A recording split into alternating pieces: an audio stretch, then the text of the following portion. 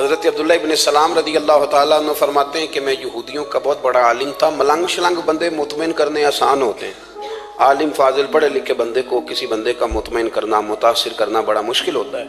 आप फरमाते हैं मैं नबी करीम अलैहिस्सलाम की बारगाह में पहले दिन गया मैं बहस के इरादे से, मुनाजरे के इरादे से, चूँकि यहूदियों का आलिम था।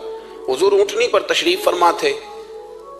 और यारो मेहनत करके जो मेकअप करके चेहरा बनाया जाता है उसके अंदर हुस्न तो कई दफ़ा होता है पर जाज़बियत नहीं होती। लेकिन जिस बाबे ने कभी मेकअप ना किया हो लेकिन वुज़ू ज़रा तरीके से करे रोज़, तो रंग गोरा ना भी हो तो लोग कई दफ़ा ये नहीं कहते रंग गोरा है, बल्कि लोग कहते हैं चेहरा नूरानी है। अब मैं इस पर मैं कुछ कलाम कर सकता हूँ कि गोरे और नूरानी चेहरे में भी फ़र्क होता है।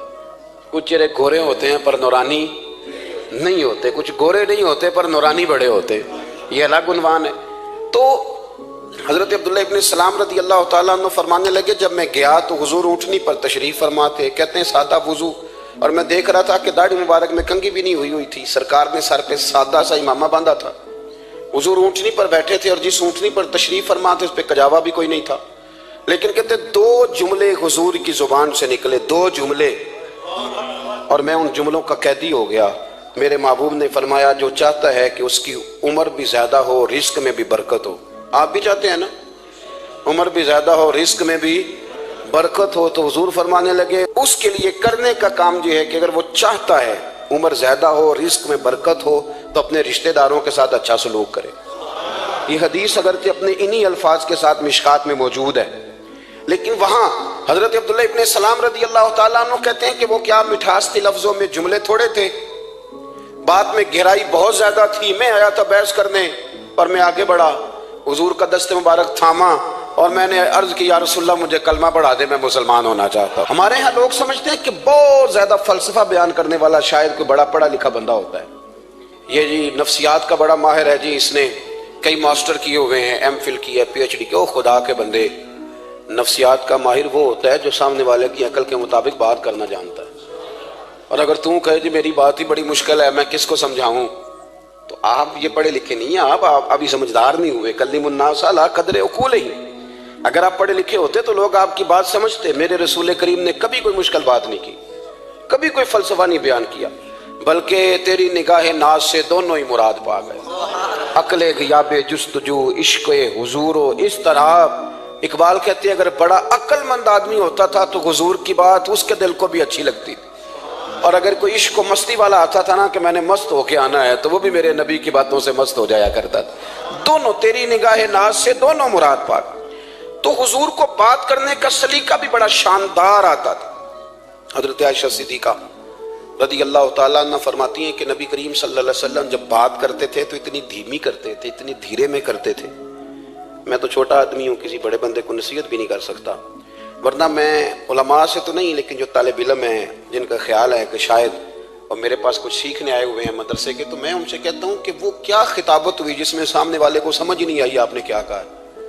आप इतने जोश में चले गए, कहता जी वो मेरा इश्क बड़ा जवान था। तो मैंने कहा आपका इश्क ज्यादा जवान था, फिर रसूल पाक की सुन्नत से आगे निकल गया है। आप ठहर ठहर के बात करें। आपकी बात अगर सामने वाले की समझ में ना आई तो उसका माना क्या हुआ। इसी तरह से हमारी नात खानी का माहौल होता है, 6 बंदे नात पढ़ रहे होते हैं, एक स्पीकर उधर होता है एक उधर होता है, कोई समझ नहीं आती है क्या कह रहे हैं।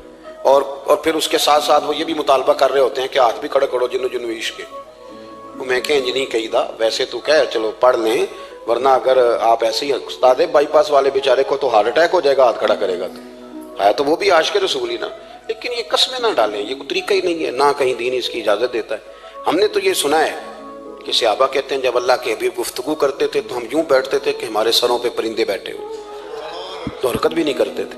तो बहरहाल जो बात अर्ज करनी है उस पर गौर करें। जनाब आयशा सिद्दीका कहती है ठहर ठहर के बात करते, आहिस्ता।